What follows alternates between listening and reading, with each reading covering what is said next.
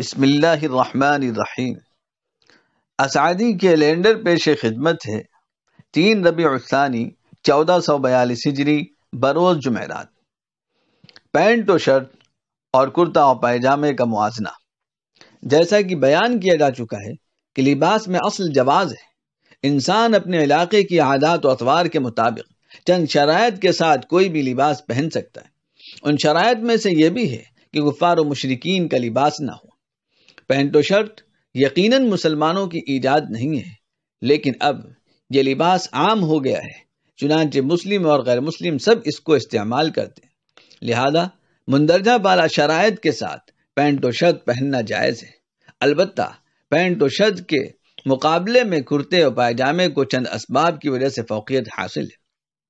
Number 1، کرتا و پائجامہ عموماً سفید یا سفید جیسے رنگوں پر مشتمل ہوتا ہے، جبکہ پینٹ و شرٹ عموماً رنگین ہوتی ہیں۔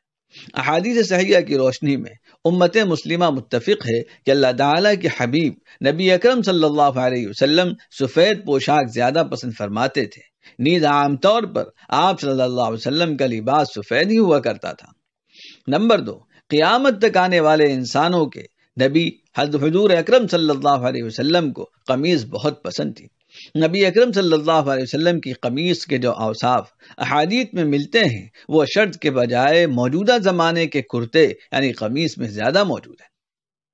نمبر 3، اگرچہ اس وقت پینٹ و شرٹ کا لباس مسلم و غیر مسلم سب میں رائج ہو چکا ہے، لیکن ساری دنیا تسلیم کرتی ہے کہ پینٹ و شرٹ کی ابتدا مسلم کلچر کی دین نہیں، جبکہ کرتا و پائجامے کی بنیادیں نبی اکرم صلی اللہ علیہ وسلم کے زمانے سے ہیں۔ کرتا یعنی نبی اکرم صلی اللہ علیہ وسلم کے قمیص کا ذکر کر چکا ہوں۔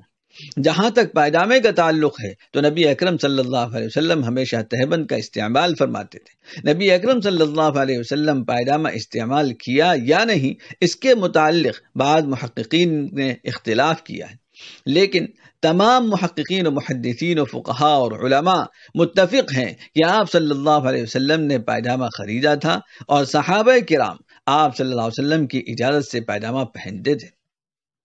نمبر 4، کسی بھی زمانے میں دنیا کے کسی بھی کونے میں علماء و فقہاء کی جماعت نے پینٹ و شرٹ کو اپنا لباس نہیں بنایا۔ نوٹ: ان دنوں ہماری مسلم لڑکیوں حتیٰ کہ دینی گھرانوں کی بچیوں کا لباس غیر اسلامی ہوتا جا رہا ہے، چنانچہ نماز روزے کی پابندی کرنے والے گھرانوں میں بھی لڑکیوں کا جینس پینٹ پہننے کا کافی رواج ہو گیا ہے۔ مختلف تقریبات میں ایسا لباس پہن کر ہماری مسلم بچیاں شریک ہوتی ہیں کہ دنیا کا کوئی بھی عالم اس کے جواز کا فتویٰ نہیں دے سکتا۔ اس لیے ہمیں اپنی بچیوں کو ابتداءً یعنی 7 سال کی عمر کے بعد سے ہی تنگ لباس مثلا جینس پینٹ پہننے سے روکنا چاہیے، تاکہ بالغ ہونے تک وہ ایسا لباس پہننے کی عادی بن جائیں جس میں شرم و حیا ہو، جیسا کہ اللہ تعالیٰ نے سورہ اعراف آیت 26 میں تقوی کا لباس پہننے کی تعلیم دی ہے۔